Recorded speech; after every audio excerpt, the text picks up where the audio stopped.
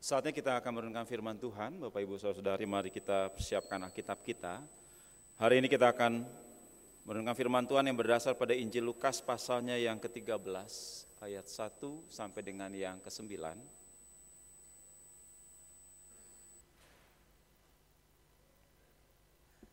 Sebelum kita membacanya, mari kita mohon pertolongan pada Tuhan di dalam doa.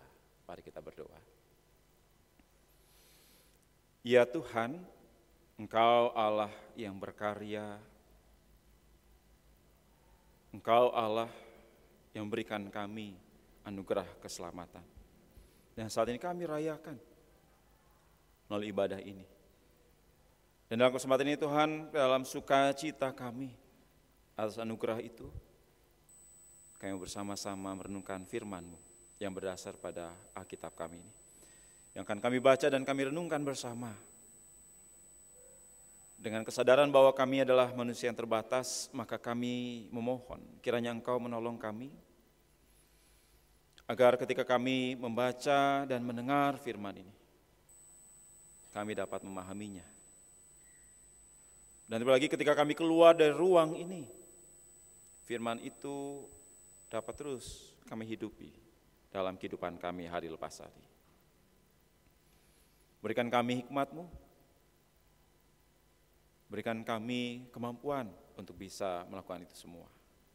Dan juga kiranya Engkau menolong hamba-Mu, agar bersama-sama kami dapat memahami firman ini. Dalam Kristus Yesus kami berdoa. Amin. Injil Lukas pasalnya yang ke-13 ayat 1 sampai dengan yang ke-9. Dua perikop ini diberi judul dosa dan penderitaan serta perumpamaan tentang pohon ara yang tidak berbuah. Saya akan bacakan menurut Alkitab Terjemahan Baru 2, Bapak Ibu Saudara-saudari. Pada waktu itu datanglah kepada Yesus beberapa orang membawa kabar tentang orang-orang Galilea yang darahnya dicampur Pilatus dengan darah kurban yang mereka persembahkan. Yesus berkata kepada mereka, "Sangkamu orang-orang Galilea ini lebih besar dosanya daripada dosa semua orang Galilea yang lain, karena mereka mengalami penderitaan itu? Tidak. Kataku kepadamu, namun jikalau kamu tidak bertobat, kamu semua akan binasa dengan cara demikian. Atau sangkamu ke-18 orang yang mati ditimpa menara dekat Siloam lebih besar kesalahannya daripada kesalahan semua orang lain yang tinggal di Yerusalem? Tidak, kataku kepadamu. Namun jikalau kamu tidak bertobat, kamu semua akan binasa dengan cara demikian." Kemudian Yesus menyampaikan perumpamaan ini. Seseorang mempunyai pohon ara yang ditanam di kebun anggurnya. Dan ia datang untuk mencari buah pada pohon itu, tetapi tidak menemukannya. Lalu ia berkata kepada pekerja kebun anggur itu, "Lihatlah, sudah 3 tahun aku datang mencari buah pada pohon ara ini, dan aku tidak menemukannya. Tebanglah pohon ini. Untuk apa ia hidup di tanah ini dengan sia-sia?" Jawab orang itu, "Tuan, biarkanlah dia tumbuh tahun ini lagi. Aku akan mencangkul tanah sekelilingnya dan memberi pupuk kepadanya. Mungkin tahun depan ia berbuah. Jika tidak, tebanglah dia." Bapak Ibu Saudara-saudari, demikianlah bacaan Alkitab kita. Berbahagialah orang yang mendengar firman Tuhan serta memelihara dalam hidupnya. Hosiana.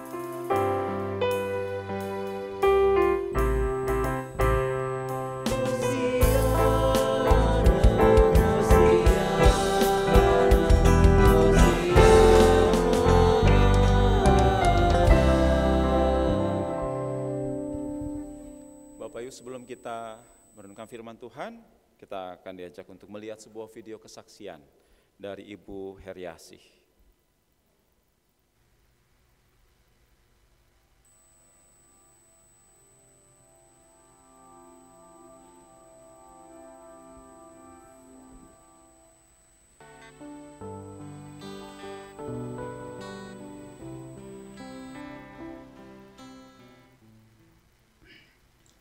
Nama saya Heriasi dari Sektor Timur 3. Pada saat ini saya akan berbagi pengalaman waktu saya kena penyakit kanker.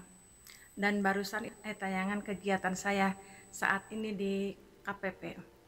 Pada tahun 2010, saya dinyatakan kena penyakit kanker sama dokter stadium 2. Waktu itu saya sangat kaget sekali. Hati saya hancur waktu itu. Karena saya melihat anak-anak masih kecil, masih butuh perhatian dari saya. Tapi waktu itu dokter memutuskan ibu cepat dioperasi katanya. Bulan Juli, saya masih ingat tanggal 10 bulan Juli saya dioperasi. Ya, salam, nama saya Yowas, anak bungsu dari Bu Asih. Ketika mama pada saat itu habis operasi, pada saat itu saya masih kelas 5 SD, dan ketika itu saya masih belum mengerti apa-apa tentang penyakit mama, terus apa yang terjadi sama mama. Jadi biasanya ketika saya pulang sekolah dijemput sama mama, ini waktu itu dijemput sama papa, dan habis dijemput itu langsung pulang ke rumah sakit untuk nengok mama, keadaan mama seperti itu. Saya serahkan semuanya pada Tuhan. Tuhan, saya hanya berdoa pada Tuhan. Tuhan, saya ingin sembuh, Tuhan. Saya ingin menyaksikan anak-anak saya tumbuh, sekolah, berumah tangga, bahkan punya cucu. Berikan kesehatan kepada saya, Tuhan. Saya yakin kuasa Tuhan sangat sangat berkuasa. Engkau sangat berkuasa, Tuhan, menyembuhkan sakit penyakit saya. Waktu saya sakit banyak sekali orang-orang yang besuk gitu, mengatakan, ibu ini mah penyakit gini mah nggak akan bertahan lama, paling lama cuma setahun katanya. Di situ saya hancur sekali, sehingga saya tidak mau dibesuk. Bahkan waktu itu nggak mau ada orang yang besuk sama saya, karena saya nggak mau mendengar kata-kata seperti itu.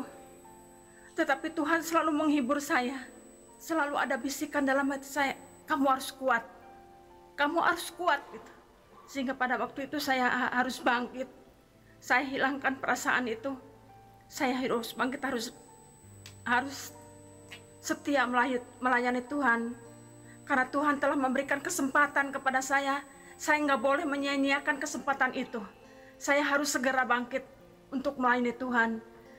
Dan pada waktu itu sesudah setahun saya berobat tiap bulan gitu, saya mulai masuk kegiatan di gereja. Saya yakin saya sudah sembuh, saya pasti sembuh gitu. Saya selalu berpikiran positif. Saya waktu itu mulai dari komisi diakoni, mulai kegiatan Maria, dan sampai sekarang saya masih tetap aktif di kegiatan KPP. Mungkin itulah pengalaman saya. Bagi Bapak Ibu, jangan sia-siakan kesempatan yang sudah Tuhan berikan kepada kita saat ini. Marilah kita datang pada Tuhan, kita ikut melayani Tuhan, karena Tuhan sudah terlebih dahulu mengasihani kita. Terima kasih. Kami sekeluarga merasa sangat khawatir sama keadaan kondisi kesehatannya mama. Tapi kami yakin dan percaya kalau Tuhan itu bakal menyembuhkan dan akan memberikan kesempatan kedua buat. Oh Tuhan, pakailah hidupku selagi aku masih kuat. Ya, demikianlah kesaksian dari Ibu Heriasi. Kesaksian yang luar biasa ya. Betapa perjuangan dengan menghadapi, melawan penyakit kanker. Bapak Ibu, dalam kesempatan ini saya mau bertanya. Kenapa Bapak Ibu datang beribadah pagi ini?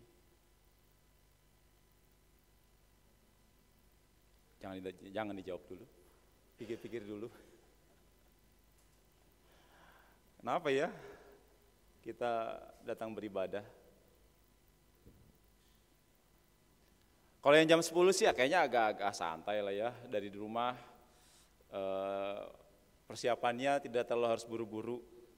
Kecuali kalau yang punya anak kecil biasanya, ayo.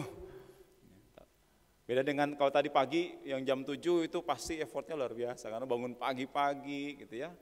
Meskipun jalanan masih sepi. Tapi kalau yang jam 10 tantangannya, mungkin jalanannya ya. Sudah mulai ramai. Sudah mulai padat mungkin. Sehingga tetap aja. Kebaktian jam setengah 10, berangkat dari rumah jam berapa? Ada yang setengah 8. Oh, paduan suara karena mau nyanyi. Mau latihan dulu, makanya datangnya lebih awal.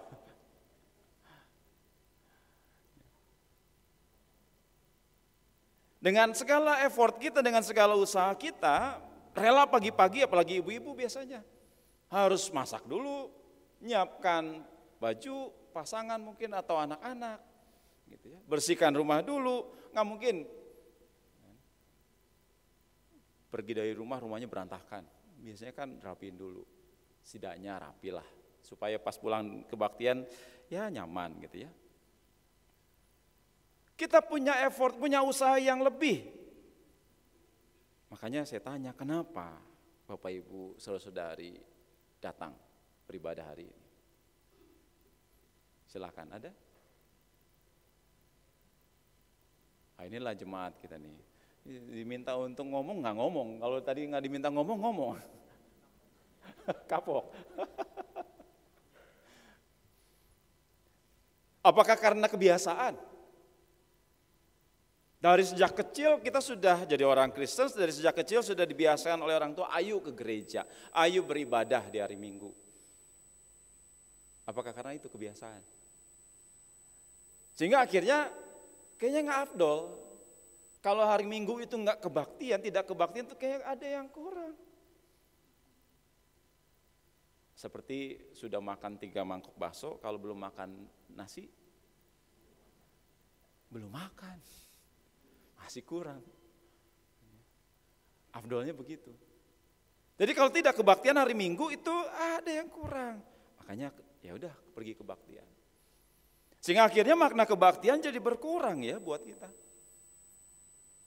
Jadi mari, kira-kira kenapa? Apakah hanya tadi sekedar kebiasaan? Seharusnya tidak ya. Kita beribadah karena kita datang memenuhi panggilan Tuhan untuk mengucap syukur, merayakan kehidupan, anugerah kehidupan yang Tuhan berikan pada kita, benar? Mengucap syukur atas penyertaan Tuhan dalam segala situasi kehidupan kita, baik susah maupun juga senang. Mengucap syukur. Tapi juga mungkin ada yang membawa pergumulan kehidupannya pada Tuhan saat ini. Ya, tidak apa-apa. Tapi setidaknya itu. Setelah seminggu mungkin setelah sepekan kita berkarya, bekerja, melayani, banyak lainnya. Saat ini kita dipanggil Tuhan untuk tadi mengucap syukur. Mericas ulang kehidupan kita dengan firman Tuhan juga. Makanya dari pagi, bangun pagi-pagi supaya bisa beribadah saat ini. Semoga itu alasannya.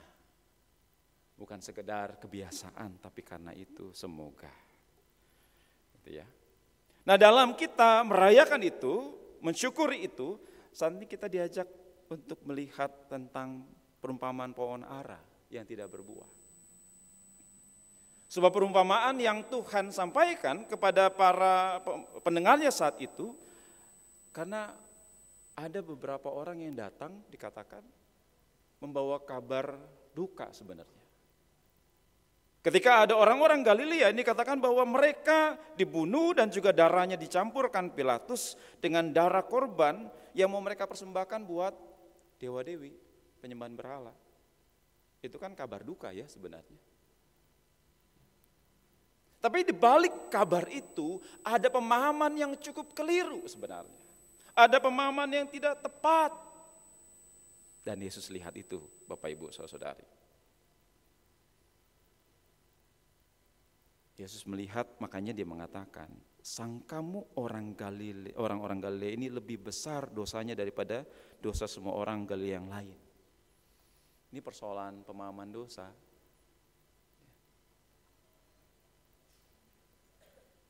Mereka mengatakan itu karena mereka ya seolah-olah bersuka cita, mereka orang yang paling berdosa, makanya Tuhan menghukum. Itu sebabnya juga Yesus mengemukakan soal berita yang lain, yang hampir sama. Ini katakan ke-18, atau sangkamu ke-18 orang yang mati ditimpa menara dekat Siloam lebih besar kesalahanmu daripada kesalahan semua orang lain yang tinggal di Yerusalem. Lihat, disandingkan orang Galilea yang mati itu dengan orang Yerusalem yang mati juga. Karena mereka berpikir bahwa orang yang celaka adalah orang yang berdosa. Ini pemahaman teologinya tentang dosa dan hukuman Tuhan. Gitu ya. Orang yang sakitnya itu, matinya itu karena kecelakaan, musibah, peperangan, sakit penyakit yang luar biasa menderitanya, terutama seperti sakit kusta, adalah orang-orang yang dosanya lebih besar dari orang lain. Itu pemahamannya. Teologinya begitu yang mereka pikir. Makanya dalam kesempatan itu Yesus menegur mereka, Bapak Ibu Saudari. Bukan begitu.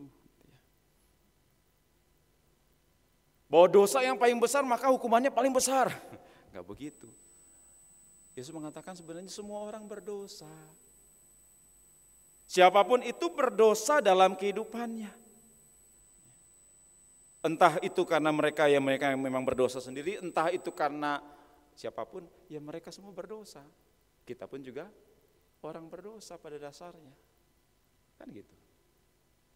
Makanya Yesus katakan, tidak kataku kepadamu, namun jikalau kamu tidak bertobat, semua akan binasa dengan cara demikian.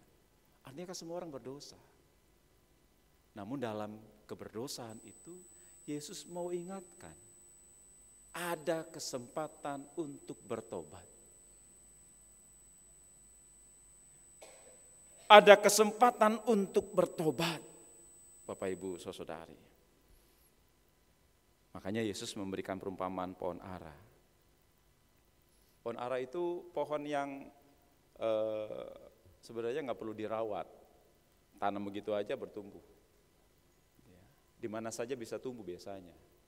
Dan sepanjang tahun seringkali pohon ara itu bisa berbuah, Bapak Ibu, minimal 2 kali dalam setahun. Besar pohonnya, biasanya bisa tempat untuk berteduh karena rimbun daunnya.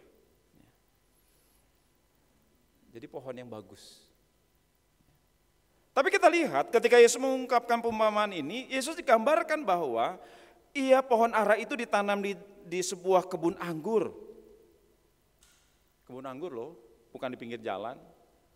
Ditanam di kebun anggur. Yang tentu dirawat dengan baik, diberikan nutrisi yang baik, dapat air yang cukup untuk dia bertumbuh berkembang dan seharusnya berbuah. Gitu. Tapi lihat, Yesus katakan si pemilik itu sudah 3 tahun datang, tapi tidak berbuah sedikit pun pohon itu.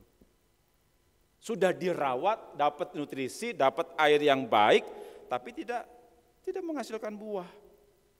Maka Yesus katakan, tebang. Kalau nggak berbuah, tebang. Pemilik kebun itu menginginkan tebang saja. Ya buat apa? Secara ekonomi, kalau orang ekonomi ya udahlah tanam aja pohon yang baik, pohon anggur itu lebih menghasilkan, lebih bisa dijual, gitu kan? Makanya tebang saja. Saudara-saudari, pohon ara itu gambaran tentang orang Israel sebenarnya. Mereka yang dirawat Tuhan. Kan begitu ya. Dalam perjanjian lama kita bisa lihat itu Tuhan merawat orang Israel luar biasa loh. Dari tanah Mesir sampai dengan tanah Kanaan, Tuhan menjaga mereka, memelihara mereka, memberikan yang terbaik. Tapi apa yang mereka lakukan? Mengkhianati Tuhan. Tidak memberikan buah-buah yang baik buat Tuhan. Bukan hanya kepada Tuhan dia mengkhianati, tapi juga kepada sesamanya juga mereka merusak. Padahal Tuhan sudah memberikan yang terbaik, kasih-Nya yang luar biasa. Dan 3 tahun yang Tuhan Yesus katakan tentang pemilik itu yang datang selama 3 tahun itu, bukankah itu juga gambaran tentang 3 tahun masa pelayanan Yesus? Yesus melayani, hadir saat itu. menyembuhkan, datang ke desa-desa, ke kota-kota, menyebarkan tentang kerajaan Allah, itu berita kerajaan Allah, mengajarkan soal kehidupan, mengajarkan soal kebaikan, mengajarkan soal kasih, mengampuni, pertobatan juga. Tapi hasilnya sedikit sekali yang mau menerima Yesus. Oke, ada 5.000 orang yang dikasih makan Tuhan, tapi sekian banyak ada enggak dari 5.000 itu? Sedikit sekali. Yesus sudah menyampaikan itu, tapi toh banyak yang tidak mau bertobat. Bukan kegagalannya bukan pada Yesus, tapi pada orang yang mendengar berita itu, yang tidak mau memberi diri untuk bertobat.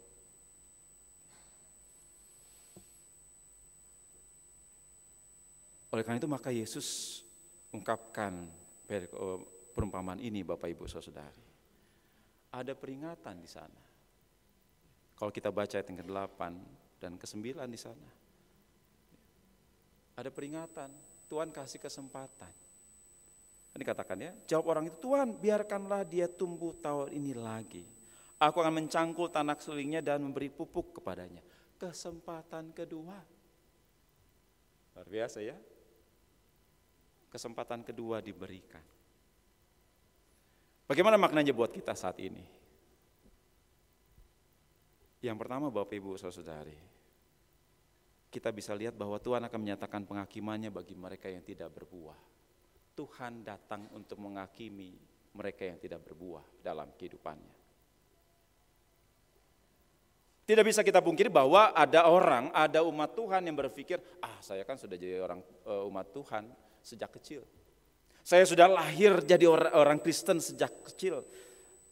Saya pasti diselamatkan. Bukankah juga dalam firman Tuhan dikatakan bahwa keselamatan itu adalah anugerah yang Tuhan berikan kepada setiap orang. Bapak gereja kita kan juga begitu mengatakan, Johannes Calvin, anugerah keselamatan adalah anugerah diberikan kepada kita. Jadi kalau seperti itu ya sudahlah, saya seenaknya saja hidup saya. Toh udah mendapatkan keselamatan. Apalagi kalau hari Minggu, hari Minggu itu adalah kesempatan untuk bertobat. Coba lihat Bapak Ibu, sebelum perenungan firman Tuhan, apa yang kita lakukan dalam kebaktian kita hari ini? Lupa ya? Urutannya, khotbah salam, nasib bimbing, kemudian pengakuan dosa. Setelah pengakuan dosa, sukacita, anugerah, keselamatan dari Tuhan dinyatakan buat kita yang mengakui dosanya. Iya, begitu kan? Aneh itu. Oh Tuhan mengampuni kita, berarti kan, berarti setiap hari Minggu seperti kalau kita isi bensin, dimulai dari nol ya Pak. Dimulai dari nol ya, Bu. Setiap hari Minggu kita mulai dari nol lagi berarti. Berarti besok bolehlah dosa lagi. Toh hari Minggu kemudian dimulai dari nol lagi. Bolehlah besok lagi ya melakukan kejahatan, besok lagi melakukan korupsi, besok lagi memfitnah orang lain lagi, nggak apa-apa. Toh ada waktu kita bertobat lagi hari Minggu. Saudara-saudari, Paulus ingatkan, kerjakanlah keselamatanmu. Paulus ingatkan untuk kita mengerjakan keselamatan kita. Artinya setiap saat seharusnya kita hidup dalam kekudusan keselamatan itu.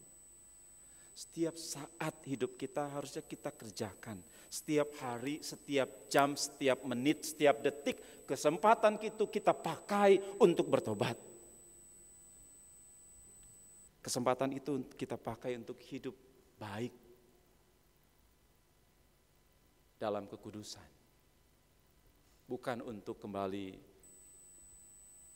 mencederai Tuhan dalam ketidaktaatan kita.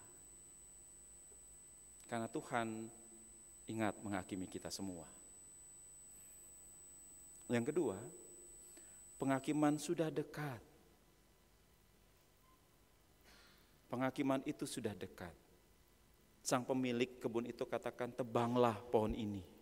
Untuk apa ia hidup ditanai dengan sia-sia? Penghakiman itu sudah dekat dalam kehidupan kita. Siapa yang tahu apa yang akan terjadi hari esok? Ada yang tahu?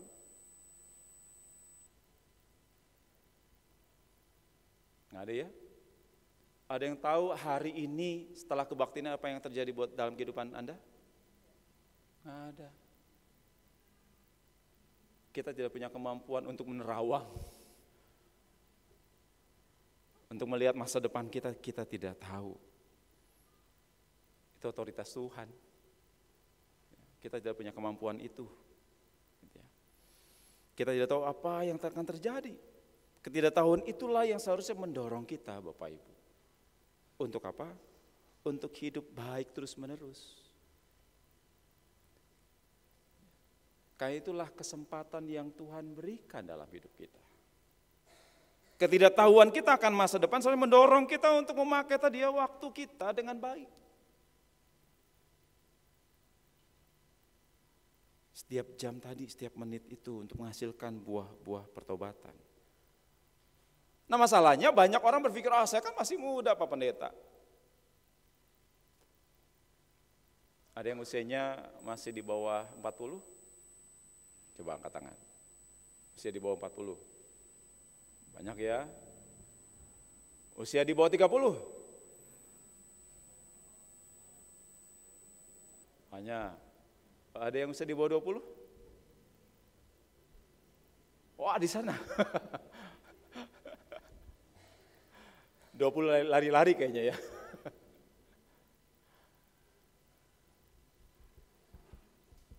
Bapak Ibu, ya mungkin kita masih muda, masih kuat, sehat. Tapi kalau kita lihat dalam kehidupan kita, jangan salah. Orang yang usia 30 ada yang sudah sakitnya sakit berat. Ada yang usianya di bawah 30 tiba-tiba kita dapat kabar sudah dipanggil Tuhan. Ketika dia sedang berolahraga. Ketika dia sedang menyetir. Ketika dia bahkan sedang beraktivitas seperti biasa di rumah.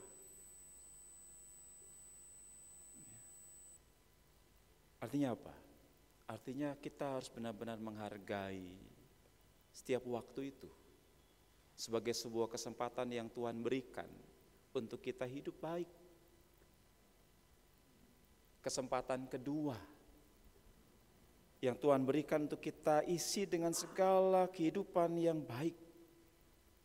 Buah-buah pertobatan itu. Tadi di awal kita sudah melihat video kesaksian dari Ibu Heriasi.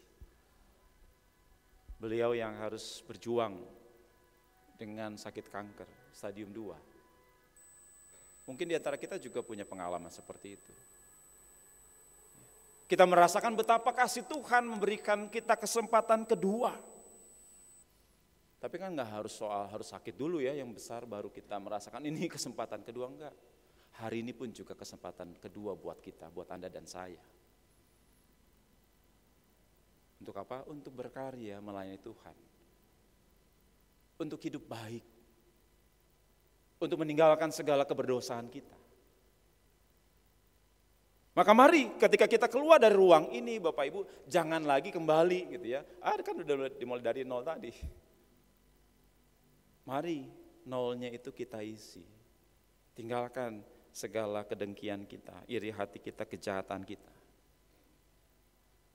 Perbuatan-perbuatan yang menyengsarakan orang lain, perbuatan yang merusak kehidupan orang lain, mari kita tinggalkan itu. Benar-benar hidup dalam pertobatan. Karena kita diberi kesempatan yang kedua oleh Tuhan dalam hidup kita saat ini. Amin. Amin. Mari kita berdoa. Tuhan, terima kasih. Engkau memberikan kami kehidupan yang merupakan kesempatan kedua setiap saat untuk kami memperbaiki hidup kami terus dan untuk kami hidup dalam pertobatan kami terus, dalam keselamatan yang kami terima terus. Mampukan kami ya Tuhan, tidak ada ruang-ruang dalam kehidupan kami yang kami isi dengan segala kejahatan, dengan segala tindakan yang merusak kehidupan orang lain, dengan segala perilaku yang bertentangan dengan perintah-Mu. Mampukan kami, tolong kami, agar kami benar-benar mengisi setiap waktu dengan segala perbuatan yang baik, yang membawa kehidupan bagi diri kami, keluarga, orang-orang sekitar kami, dimanapun kami berada. Hanya dengan itu kami percaya kami boleh layak di hadapan Engkau setiap saat. Maka Tuhan, kami serahkan diri kami ke dalam tangan kasih-Mu saja. Amin.